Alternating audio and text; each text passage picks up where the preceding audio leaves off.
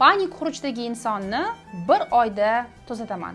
Mutlaqo bepulga. Agar sizda yurak urishi tezlashishi, nafas yetishmasligi hissi, bosh aylanishi, qon bosimi oshishi, ichki titroq, isib ketish, sovib ketish, muvozanatni yo'qotganlik hissi, tomoqda xuddi nimadir tiqilgandek, nimadir turgandek his bo'lsa va bu holatlarni hammasi qo'rquvlar bilan keladigan, xurujsimon keladigan bo'lsa, ya'ni o'lim qo'rquvi, aqldan ozish qo'rquvi, insult, infarkt qo'rquvi bilan kelayotgan bo'lsa, demak bu sizda vahimali xuruj borligini bildiradi. Vahima xuruji esa nevrozning bir simptomi hisoblanadi. Men 9 yillik tajribaga ega preventiv shifokor, psixiatr, psixoterapevt Gulhayo Komiliy sizlarning ichingizdan bitta insonni tanlab olaman va 1 oy ichida sizlarning ko'z o'ngingizda shu insonni psixoterapiya orqali vahima xurujidan xalos bo'lishiga yordam beraman. Va bu shouni ochiq deb e'lon qilaman.